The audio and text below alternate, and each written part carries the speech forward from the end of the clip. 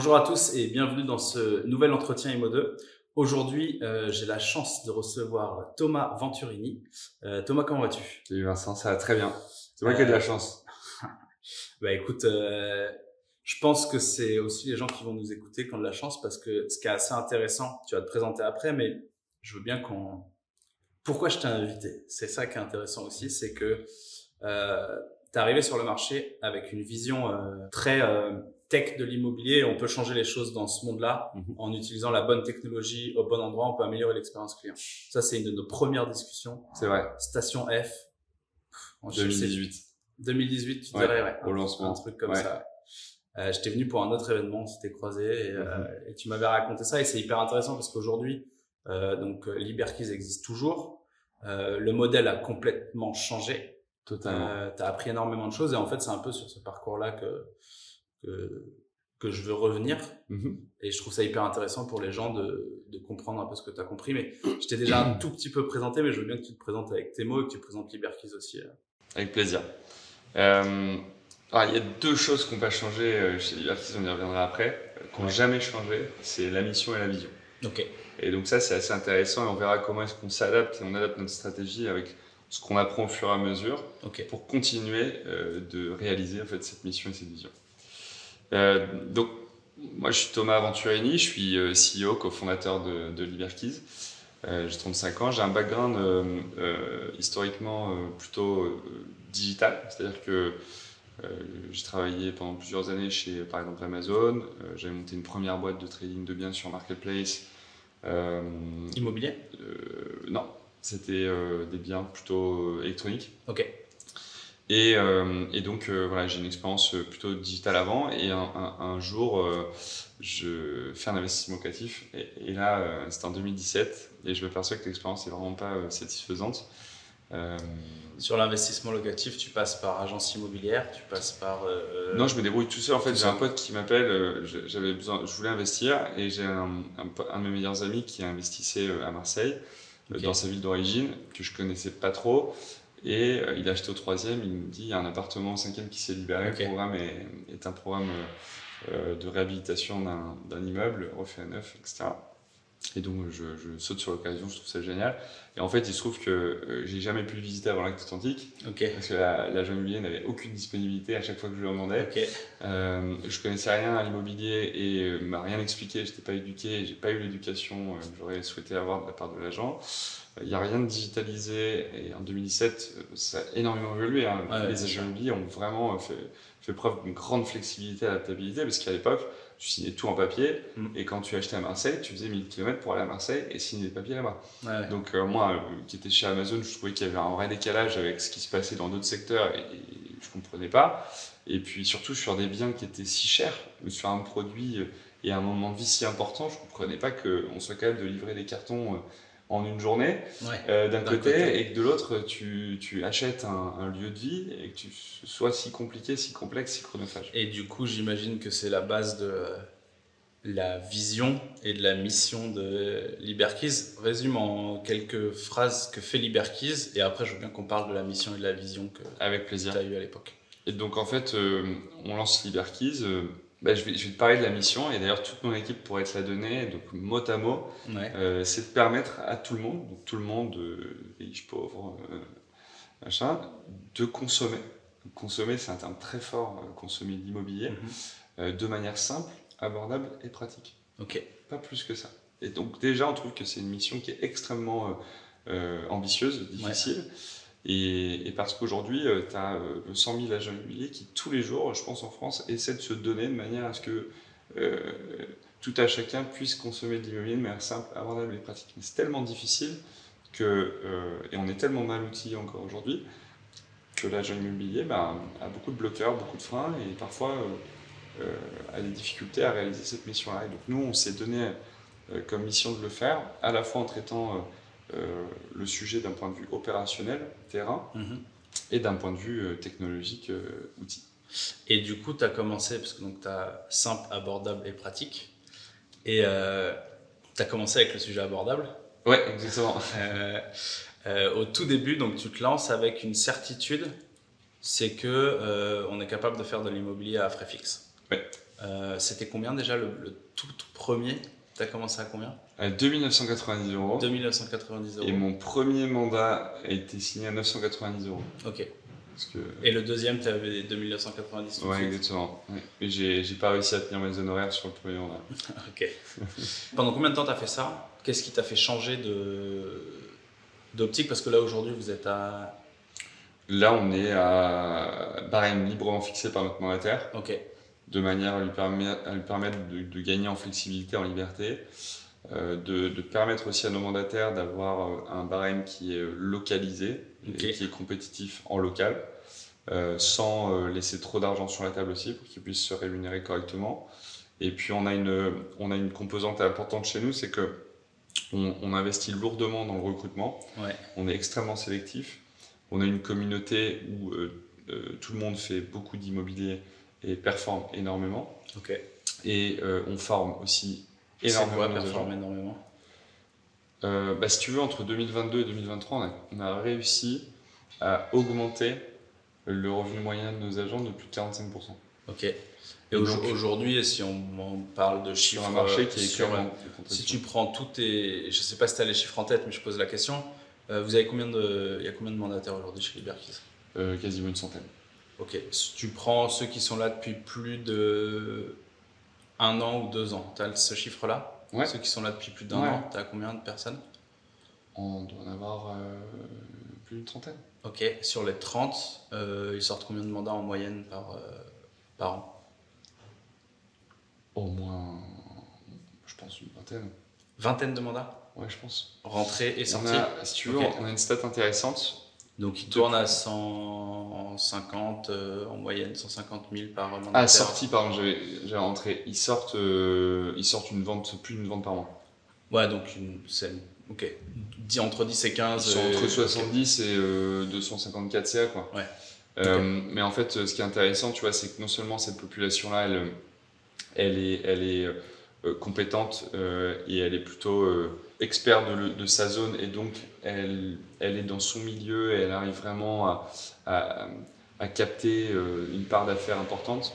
Et puis on a tous ces nouveaux qui sont arrivés et en fait on a pris des décisions. Alors on part directement sur le sujet transformation de Liberkeys, mais on a transformé totalement Liberkeys depuis quelques mois. Ça fait maintenant 6-12 mois qu'on a décidé de devenir un réseau de mandataires et qu'on a pris des actions pour ça. Et donc on pourra en reparler, énormément de choses qui ont évolué.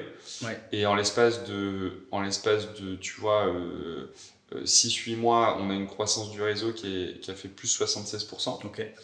On a une croissance du revenu par agent qui dépasse quasiment les 50% versus 2022 en 2023. Okay.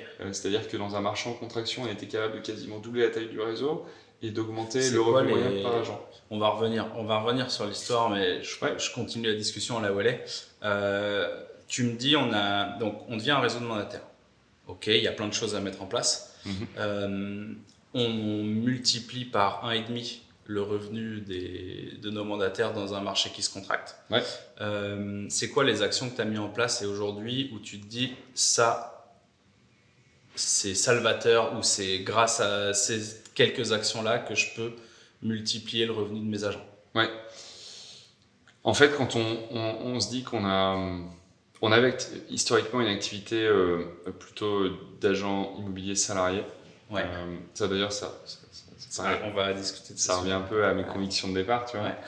Ouais. Et puis en fait, on a décidé, donc on reviendra sur les raisons après, j'imagine, mais en tout cas, on a décidé de shifter, de transformer l'activité de Liberkeys et de passer de plutôt une activité avec des agents salariés à une activité plutôt avec des agents mandataires. Et donc aujourd'hui, l'image de Liberkeys, la photo de Liberkeys, c'est une activité d'agent immobilier salarié uniquement à Paris intramuros et le reste du monde, des indépendants, des mandataires, des entrepreneurs. Et du coup, on fait ce choix-là plutôt fin d'année dernière. Et ensuite, s'enchaînent différentes questions et décisions pour répondre à ces questions-là. La première question était comment est-ce qu'on est attractif ? De manière à faire croître rapidement notre réseau. Donc là, c'est du recrutement. Donc c'est du recrutement. Parce qu'en fait, comment tu es attractif en tant que réseau et comment tu peux faire en sorte que les gens aient envie de travailler avec toi? Exactement. sans vouloir faire ce qui a déjà été fait par des réseaux monétaires qui sont, je trouvais, assez exceptionnels. Type MLM et compagnie. On fait du MLM aussi. On fait du MLM. Le MLM, c'est un outil. Après, la question, c'est comment on veut l'utiliser dans sa stratégie globale d'entreprise. Mais il y a des réseaux, des très gros réseaux français, qui ont fait un si bon travail que si tu veux faire la même chose qu'eux, il faut que toi tu te différencies de eux. Ça marchera pas. Tu existes même par rapport à eux. Mais ça marchera pas. Pour moi, t'es mort. Si demain ton play, c'est de dire je vais être le plus gros réseau et je veux plus d'agents, je trouve que même si tu c'est un mauvais pari. Ou tu peux le faire, mais il faut que tu aies une différenciation qui soit suffisamment forte et que tu aies une valeur qui soit suffisamment forte par rapport à un IAD ou un Safety. Quoi. Exactement. Mais quelque part, ils vont aussi pouvoir combattre cette différenciation que tu vas apporter. Ouais, c'est trop tard, gros. En fait, je pense que c'est un peu tard et dans beaucoup de modèles, il faut choisir sa voie de manière stratégique pour se positionner dans un endroit où il y a de l'air. Tu vois. Ouais. Donc, rendre ton réseau attractif, c'est comment tu te positionnes là-dessus et c'est quoi la décision que vous prenez? Et ben, du coup, on a fait le choix d'être le réseau qui a deux gros axes majeurs de développement. La technologie d'un côté, qui a toujours été le cœur de pourquoi vous avez commencé dans l'immobilier. Exactement. Et de l'autre côté, l'expérience. Donc l'expérience de collaborateurs. Alors de nos deux clients, puisque contrairement au réseau classique de monétaire, ou aux agences classiques, l'agence classique à pignon sur rue, elle a un client qui est le vendeur ou l'acheteur, et le réseau monétaire classique a un client qui est l'agent.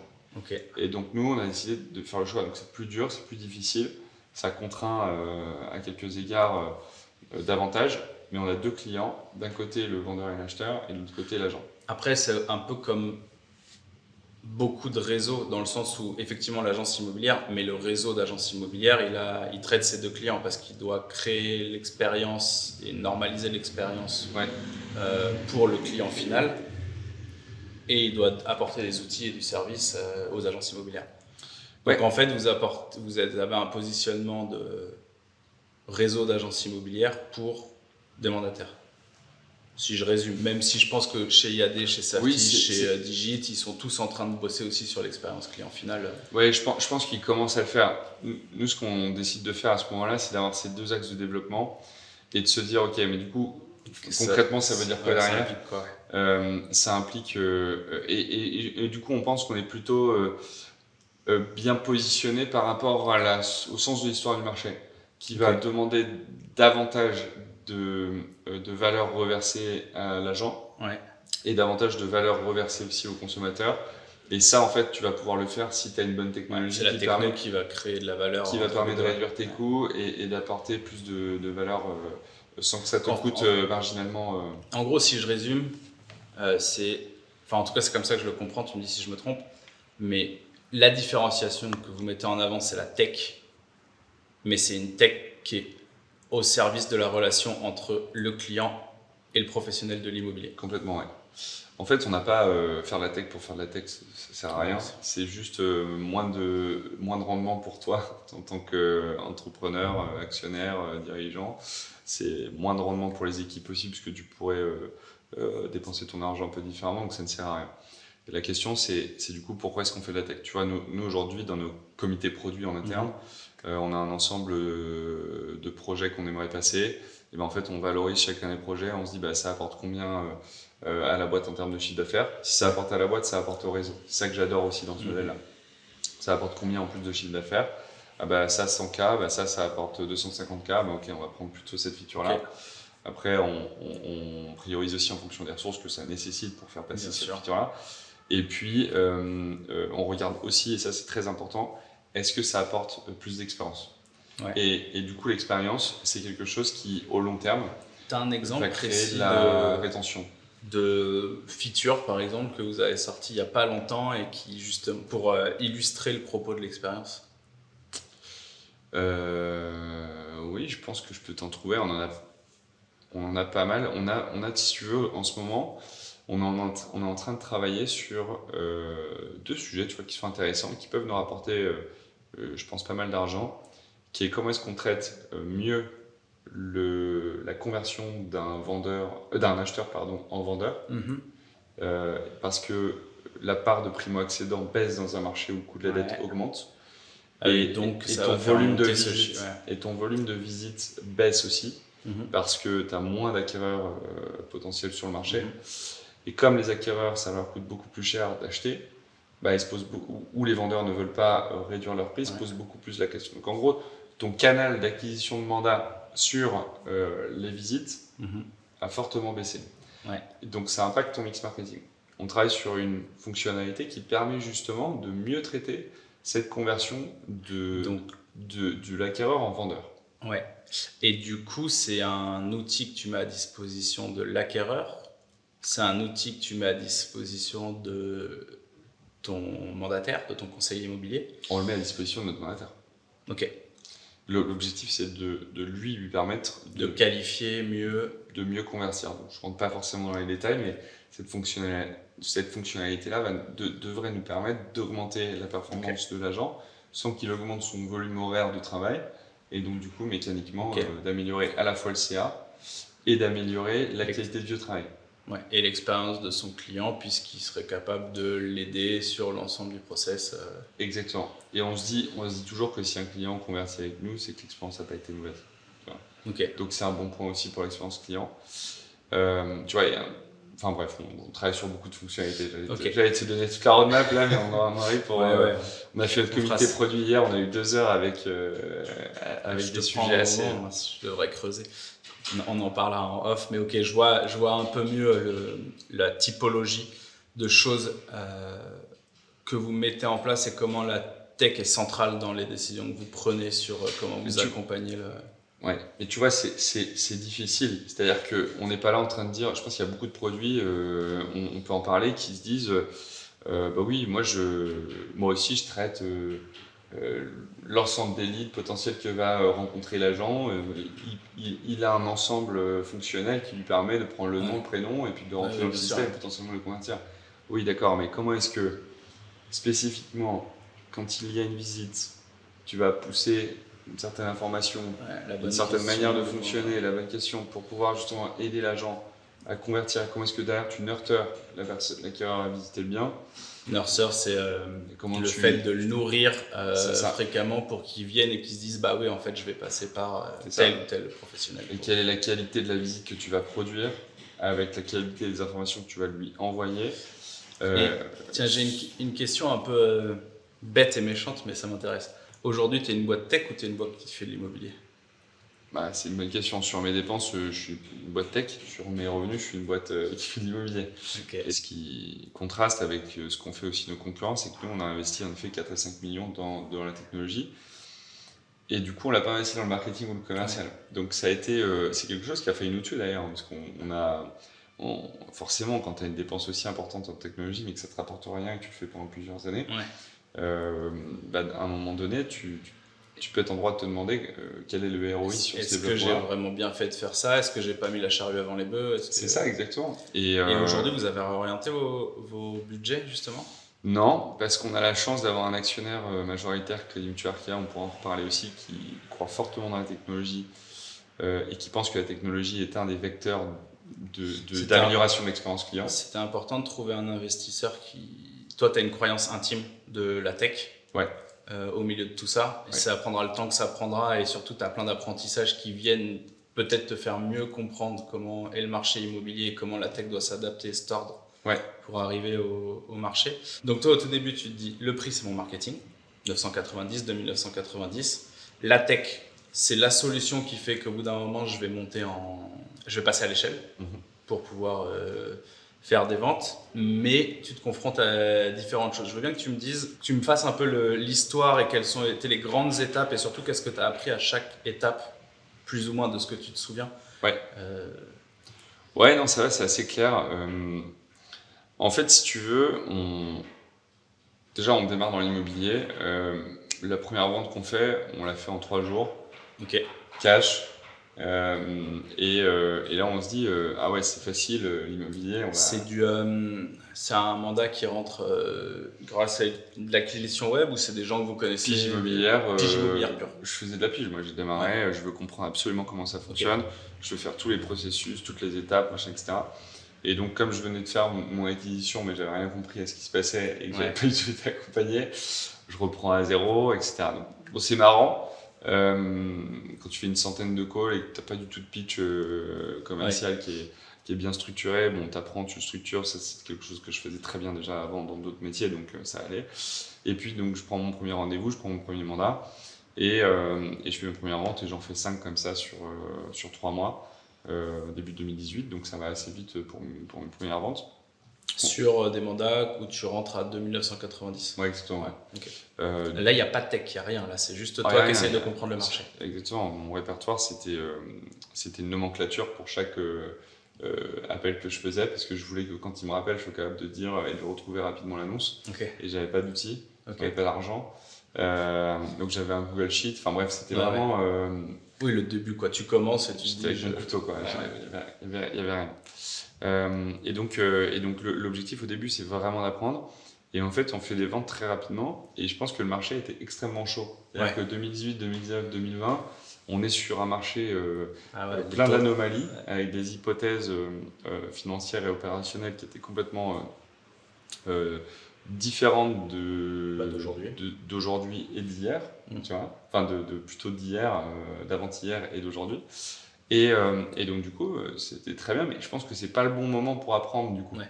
Tu vois, et donc toujours est-il qu'on lance l'activité, et puis on s'aperçoit rapidement quand même que la vente, c'est beaucoup plus long que 3 jours.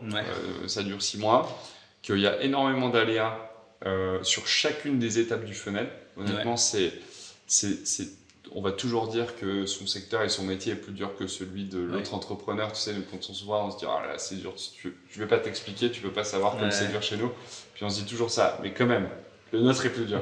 Parce que entre le moment, tu as 2 ventes. Tu as ta première vente qui est comment est-ce que je close un mandat, et ta deuxième vente, c'est comment est-ce que je close un acte authentique. Donc tu as vraiment tes 2 ventes à la suite. Et sur chacune de ces 2 ventes-là, tu as une compétitivité très forte avec d'autres acteurs qui veulent eux aussi closer ce mandat ou closer cet acte authentique. Et puis, au-delà de cette compétitivité, t'es payé qu'au succès, donc quoi qu'il arrive, tant que... Tu rentres de l'exclu à 2990 ou c'est du simple? Ah non, on était complètement simple au début. Ah ouais. Parce qu'on trouvait qu'on était sur la concurrence, les 2 endroits. Mais on a fait plein d'erreurs parce qu'on a eu plein d'a priori. Typiquement, on pensait que le simple, c'était mieux pour l'expérience client. Parce que te verrouiller sans que tu puisses être libre de faire ce que tu veux, ça dégrade l'expérience client a priori. Sauf qu'en fait, quand tu as plusieurs agents qui maîtrisent pas les prix et qui n'ont pas un prix aligné, qui créent du coup plusieurs points de contact pour des potentiels acquéreurs, qui font que des acquéreurs sur le marché vont voir plusieurs fois la même annonce avec des photos différentes, parfois plus ou moins bien prises, avec des annonces qui n'ont pas tout à fait les mêmes informations. Et des agents immobiliers qui sont moins intéressés au succès parce qu'ils savent qu'il y a d'autres agents dessus, et l'agent immobilier a plutôt tendance à se dire malheureusement le marché immobilier fait que je vais sortir chez nous c'est plus que le marché, mais je pense que le marché il doit sortir 1 à 2 mandats simples sur 10 et il doit en sortir c'est 1 sur 5 en moyenne, c'est 20%. En tout cas c'est le chiffre qui est toujours bon, nous on sort tu vois 25-30%. Et sur les mandats exclus, on doit être plutôt aux alentours de 75%, tu vois. Mais c'est les chiffres du marché. Mais un peu plus sur les mandats simples, mais un peu moins sur les mandats exclus. Mais oui, effectivement, il y a aussi le mec qui se désengage. C'est qu'en fait, très rapidement, quand tu es sur un mandat simple, un agent immobilier, il va savoir si oui ou non c'est lui qui va faire la vente. Et en fait, si au bout de 2-3 semaines, 1 mois, et ça ne mord plus, en fait, il va laisser... Exactement, il va laisser filer... Et donc, du coup, ce qui se passe, c'est que tu apportes une moins bonne expérience client. Et donc, c'est assez contre-intuitif. Et l'immobilier, malheureusement, je trouve que c'est une force pour le secteur parce que les nouveaux entrants ont du mal à rentrer. Donc, c'est plutôt une barrière à l'entrée. Mais il y a un niveau de sujet contre-intuitif qui est exceptionnel. J'ai rarement vu ça. Et en plus de ça, tu ne maîtrises vraiment pas grand chose parce que tu as beaucoup d'humains, donc tu peux maîtriser la formation, tu le sais, on peut en reparler, mais on a des sujets là-dessus communs. Tu peux maîtriser la formation, mais tu peux pas maîtriser ce que va faire l'humain sur le terrain. Et tu peux apporter toute la technologie que tu veux, tu ne pourras pas mettre totalement sur des rails l'expérience client en mettant l'agent immobilier dans ta techno. Et du coup, donc ça, tu t'en rends compte sur 2018, 2019. On s'en rend compte c'est jusqu'à mi-2019 à peu près, où là, du coup, on se dit... parce qu'en fait, la première année, on fait 85 ventes. Ouais, avec combien de personnes en interne? On a terminé... Notre premier recrutement, c'était un développeur. Ouais. On termine l'année avec... Vous êtes 3 cofondateurs au départ. On est 3 cofondateurs, et on termine l'année avec 13 ou 14 personnes. Ok. Et avec plutôt des commerciaux qui arrivent entre juillet et décembre. Donc la réalité, c'est qu'on fait 85 ventes avec très peu de personnes. Ouais. Et donc l'autre problématique aussi dans l'immobilier, c'est que, je sais pas moi, quand tu vends des cafés, tu ouvres un café, tu vends ton café, bon voilà, à la fin de la première journée, tu as vendu X café. Tu sais exactement ce qui s'est passé et tu as une bonne image sauf la saison août versus février ou j'en sais rien, tu as une bonne image de la qualité de ton emplacement et de ton service. Ouais. Dans l'immobilier, ça va pas te prendre 24 heures, ça va te prendre minimum 12 à 18 mois. Ouais, parce que dire 2 ans, tu vois. Mais tu as peut-être raison, parce que entre le début où tu vas commencer à prendre quelques mandats, mais en fait ça va te prendre du temps avant de prendre les quelques mandats, et puis le moment où tu vas avoir suffisamment d'actes authentiques pour pouvoir avoir une vision complète de ton business. Déjà, de toute façon, tu mets une certaine confiance. Tu mets un an à être payé sur ta première vente. Chez nous, c'est plus rapide. On est plutôt. C'est le notaire qui nous paye. C'est le notaire qui nous paye, ouais. T'es à 7 mois. Ouais. Entre un mec qui commence, parce qu'il y a le temps de trouver le mandat, il y a le temps de le sortir et il y a les 3 mois d'attente minimum. Bah, si tu veux, on a tellement investi sur. Je te parlais de techno et expérience. On a tellement investi sur la technologie, la formation, avec un pôle formation, sur le coaching, parce qu'on a des coachs en interne qui vont coacher nos agents, et sur nos opérations. Et là, je te passe encore d'autres trucs. On a finalement 90% de nos agents qui ont signé un mandat dans les 2 mois. Ok. Je te parle de tous ceux qui arrivent le 1er septembre. Tu vas en avoir 90%, donc 9 sur les 10, qui vont avoir signé un mandat avant la fin du mois d'octobre. Et c'est 73% qui en signent 2 dans les 2 premiers mois. Ok. C'est des mandats que tu leur amènes ou c'est des mandats qu'ils vont chercher sur le terrain? Eh ben, c'était plutôt des mandats qu'eux allaient chercher avant. Ouais, parce qu'il y avait plus de mandats. Ça reste le cas. Maintenant, on a quand même augmenté la part de mandats qu'on apporte. Ok. Donc on était aux alentours de 30-40%, on est plutôt aux alentours de 40-50% aujourd'hui. Donc on voit qu'on a quand même compensé en partie la contraction du marché par du marketing Liberkeys.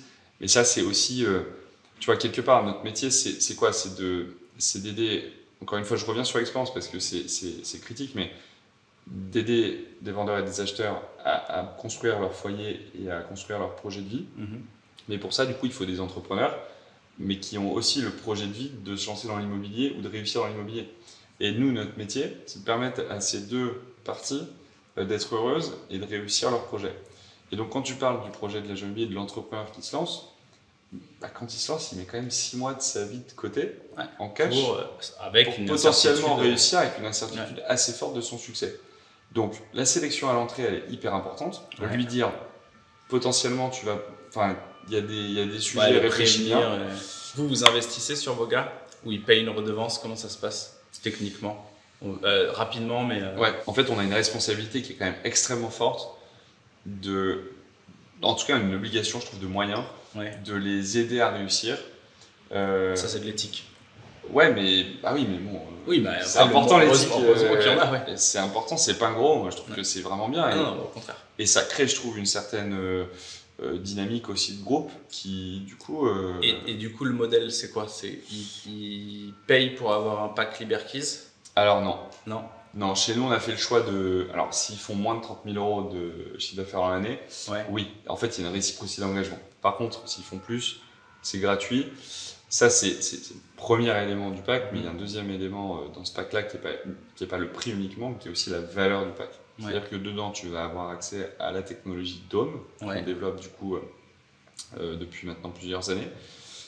Tu vas avoir accès à un service de photographie professionnelle gratuitement, qui va du coup se déplacer chez ton consommateur pour prendre des photos. réalité virtuelle et plan 2D. Tu vas avoir un remboursement des diagnostics lorsque c'est un mandat exclusif remboursé à l'acte identique. On investit quand même dans des éléments commerciaux pour que tu puisses mieux réussir sur le marché. Tu vas avoir aussi un ensemble de leads, prospects qui vont être générés par Libertis pour t'aider à rajouter une couche de business à ton business. Et puis, il va y avoir d'autres éléments, comme par exemple la formation. Quand tu vas arriver chez nous, tu vas être pendant 4 semaines intégré dans un pôle formation qui va mélanger à la fois la théorie et la pratique. Et donc, on va faire un peu de théorie et un peu de pratique, de manière à te permettre de faire le lien entre ce que tu apprends et ce que tu vas mettre en pratique sur le terrain. Et puis surtout d'itérer aussi et t'approprier la théorie pour en faire une vraie compétence. Et puis ensuite, on va t'accompagner aussi tout le long de l'entreprise avec de la formation continue, c'est de la formation des formateurs au travers de l'Académie Dôme. Mais tu vas aussi avoir tout un ensemble de e-learning. On a pris d'ailleurs, on est partenaire puisqu'on a pris votre formation le du campus Accélérimo. Exactement, qui va être de très haute qualité pour le coup. Qui coûte, c'est ce que tu penses? C'est ce que je pense, c'est pour ça qu'on l'a prise. On est assez exigeant. Ça nous coûte un petit peu d'argent aussi quand même. Mais je trouve que ça les vaut et du coup ça permet aussi à nos mandataires de se former. Je te pose la question puisqu'on est dessus, puisqu'elle m'intéresse, puis ça m'intéresse que ce soit enregistré à la caméra. Mais pourquoi vous avez choisi le campus Accélérimo? C'est quoi les déclencheurs? Qu'est-ce qui a fait que vous avez choisi le campus Accélérimo? Ça fait maintenant 8-10 mois qu'on a lancé le pôle formation avec l'Académie de Dôme pour justement venir répondre à ces besoins à la fois de croissance, mais également de maintenance de notre performance ou qualité d'expérience client, etc. Et donc on ne peut pas à la fois doubler la taille de son réseau, mais dégrader pour autant la performance de ton réseau, sinon ça ne sert à rien. Et ensuite on ne peut pas non plus doubler la taille du réseau, et les promesses qu'on a faites avant sur une communauté qui va être ambitieuse, performante, sélective, etc., de la dégrader et du coup de casser les promesses qu'on a pu faire à notre réseau auparavant. Et donc du coup, on doit maintenir une sélectivité dans le recrutement. On investit assez fortement pour générer un volume de candidatures important et du coup avoir le choix. Mais ensuite, on va aussi former énormément à l'arrivée des personnes puisqu'on a une part de près de 70% qui est d'ailleurs plus basse que le marché, je crois, de personnes en reconversion. Et donc toutes ces personnes-là, il faut qu'on a 6 mois pour les faire générer leur premier euro.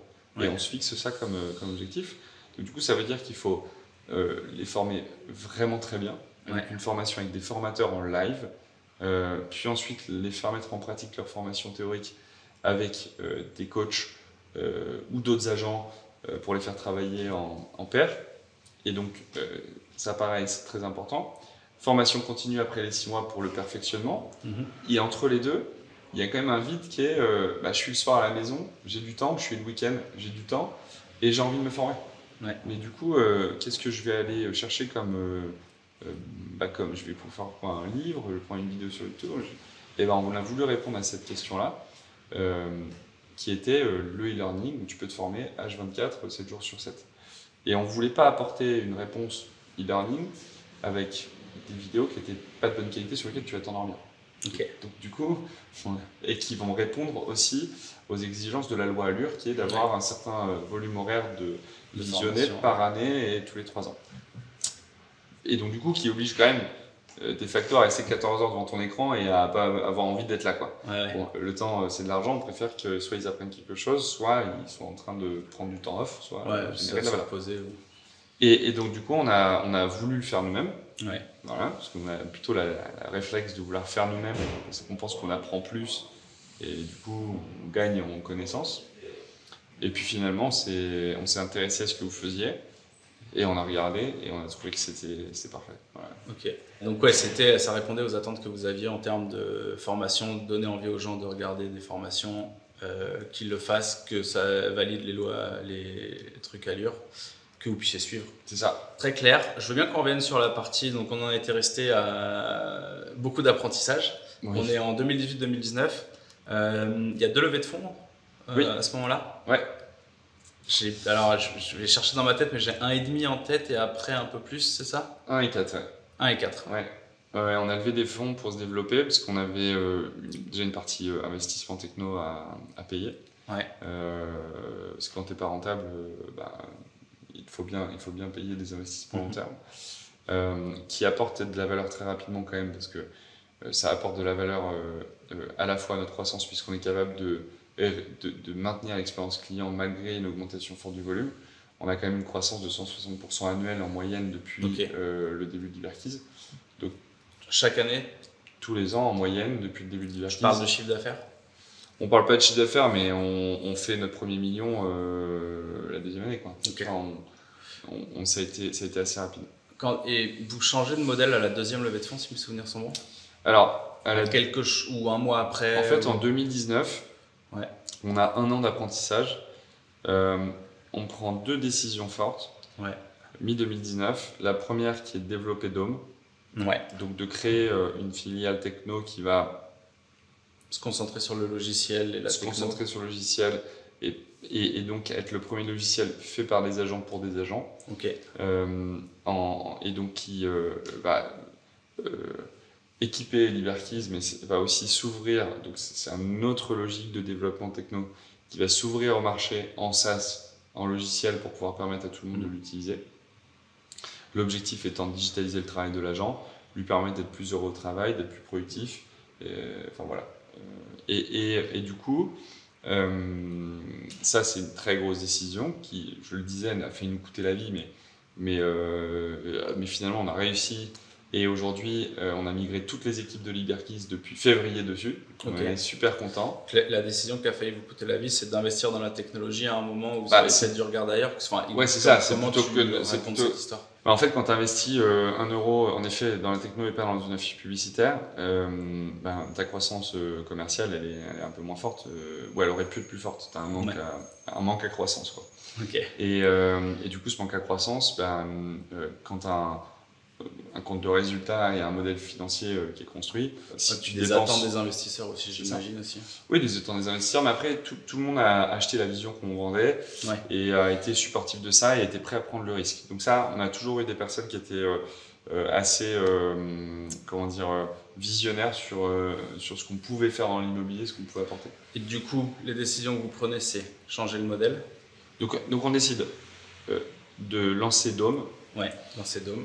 Qu'on ne regrette pas aujourd'hui parce que quand on voit la qualité du produit, honnêtement, on a un actif qui, je pense, va apporter beaucoup de valeur dans les prochaines années. Et c'est ce premier élément. Et on prend une deuxième décision qui est de tester le réseau monétaire. Et de se dire, on n'a que des salariés aujourd'hui.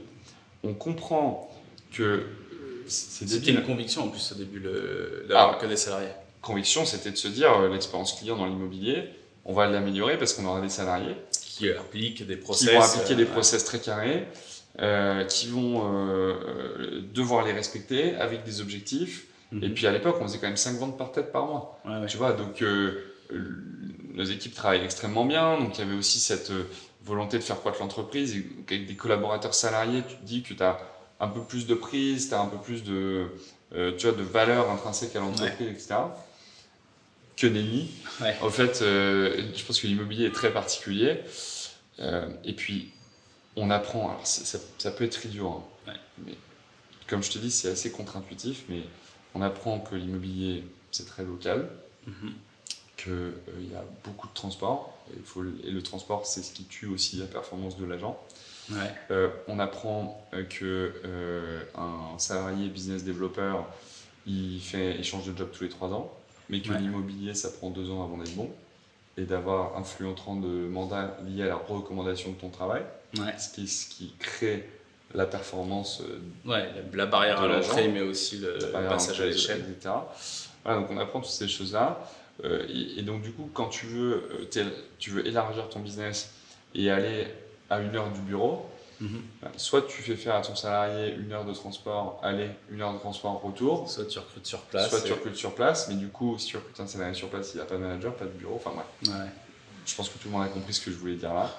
Et donc, tu fais un réseau monétaire pour ces raisons-là. Et donc on se dit, milieu urbain, on fera des salariés, milieu périurbain et rural, on fera réseau monétaire.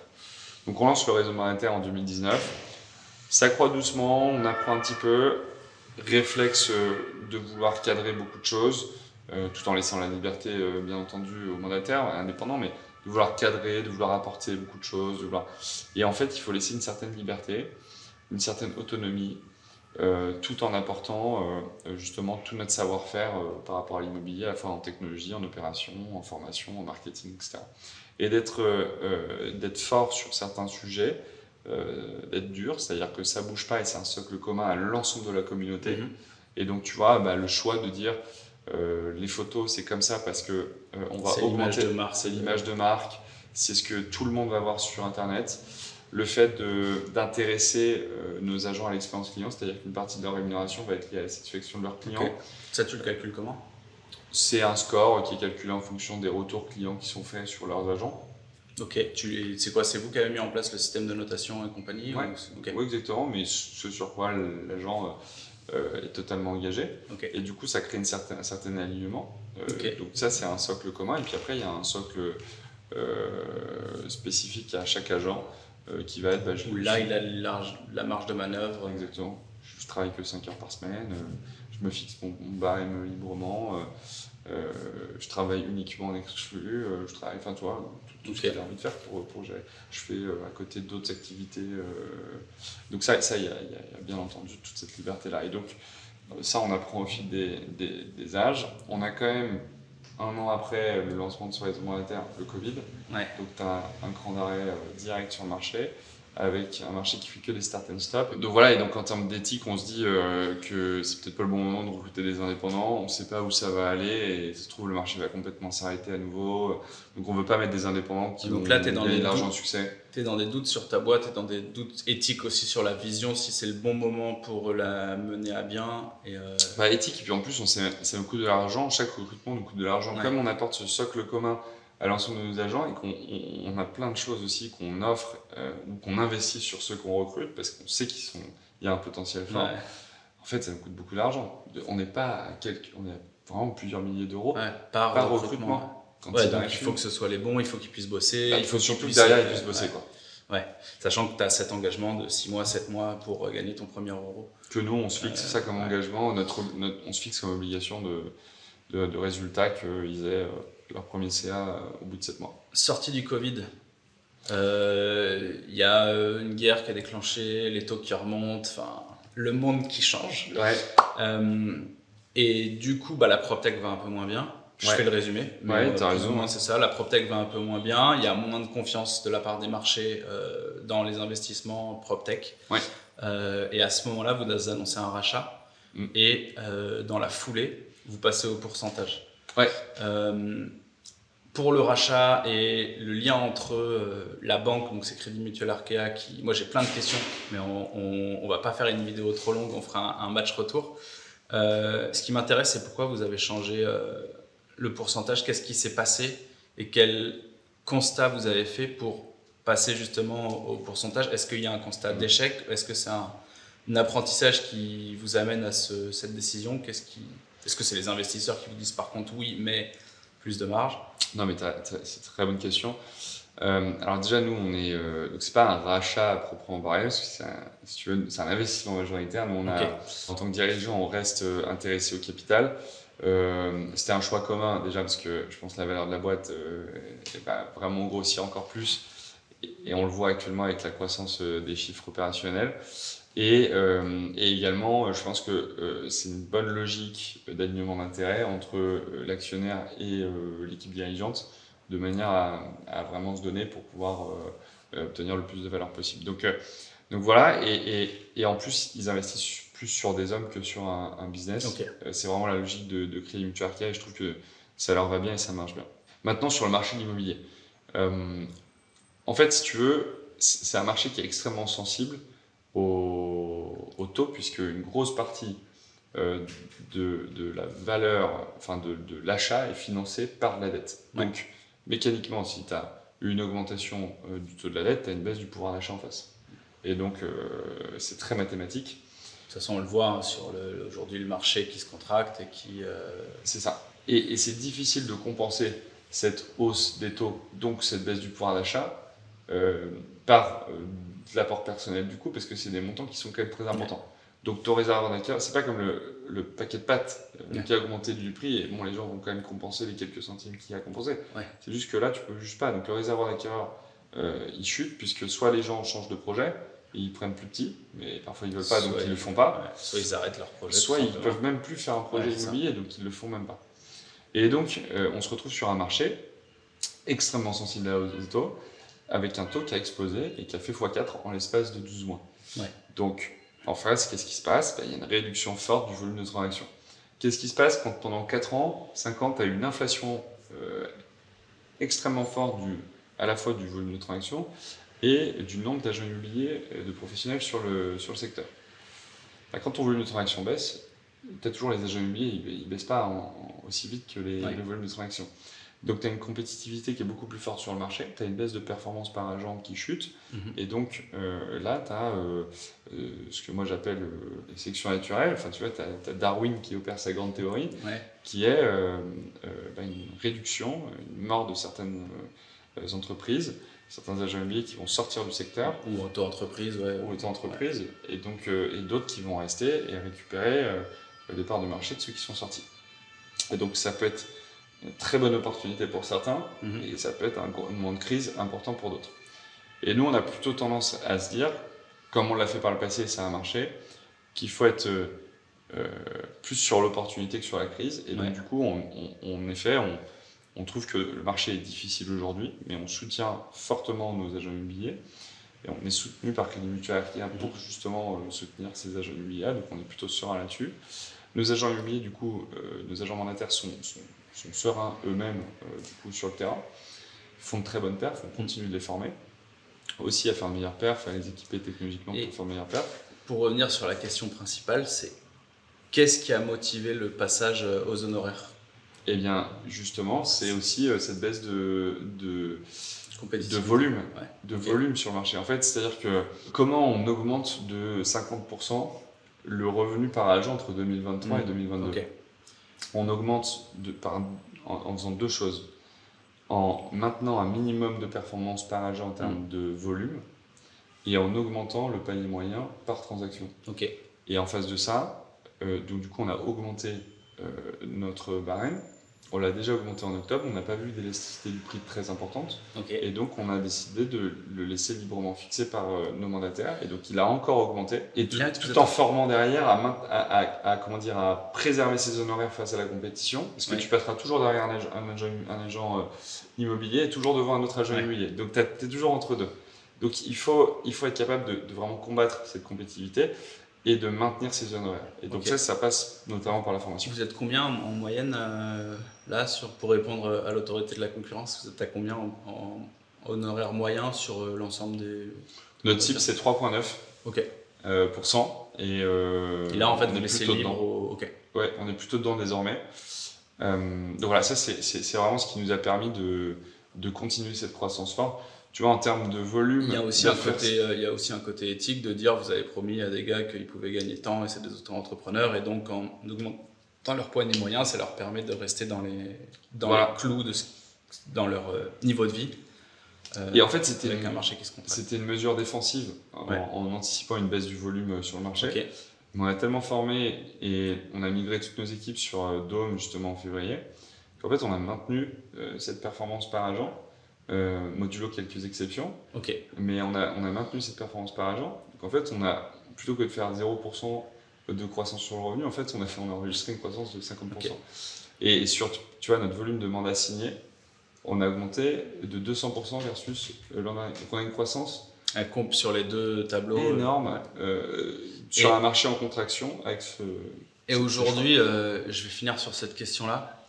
Aujourd'hui, tu es devenu un professionnel de l'immobilier aux honoraires. J'en suis fier. Non, mais c'est bien parce qu'il y a plein d'étapes qui t'ont amené à justement te dire, en fait, la meilleure solution, c'est celle-là. Est-ce que tu penses que c'est la meilleure solution? Et je veux bien que tu me dises les 3-4 choses où tu te dis, OK, sur 2023-2024, là, les solutions pour que les agents immobiliers y performent, et pas forcément que dans ton réseau, de manière générale, par rapport au marché qui arrive, c'est quoi que tu as en tête et c'est quoi que tu vas... Ouais, c'est une excellente question. Sur ta première remarque, on continue de penser que pour innover, il faut tester. Et donc, il faut être assez bold, assez farouche, tester des choses qui sont pas encore testées, qui font peur. Et de cette manière-là, on va apprendre et on va trouver peut-être des leviers de croissance qui sont importants. Moi, j'encourage les entrepreneurs à venir tester des choses qui nous mettent à mal et nous challenge. Je trouve que quand on est plus gros, on a plutôt tendance à oublier d'où on vient, à se reposer sur ses acquis, à chercher une croissance classique annuelle. L'agent immobilier doit se remettre en question sur les honoraires et aussi sur autre chose pour tester un maximum de choses parce que sinon il va s'endormir sur ses lauriers dans un marché qui... Toujours. Nous, on nous a beaucoup tiré dessus au début parce qu'on pratiquait des prix qui étaient bas ou machin. Bah oui, on s'est trompé, on a appris, regardez, on n'est pas là pour on n'est pas là pour tuer l'agent immobilier, on est là pour améliorer le marché et réintermédier l'ensemble des transactions immobilières.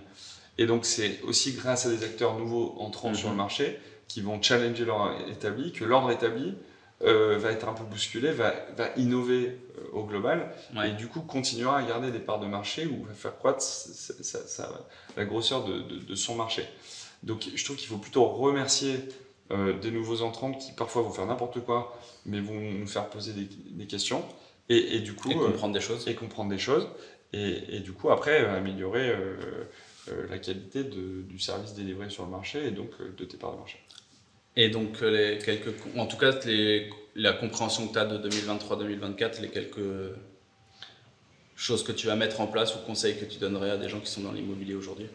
Nous, on est très soucieux quand même de ce qui se passe pour les professionnels. Il y a quand même beaucoup de professionnels qui vivent une année difficile. Donc, à ceux-là, moi, je leur souhaite vraiment bon courage. Et en effet, tu l'as dit, on est professionnel immobilier, je suis agent immobilier et je suis le premier défenseur de nos intérêts. Et je pense que cette année est difficile.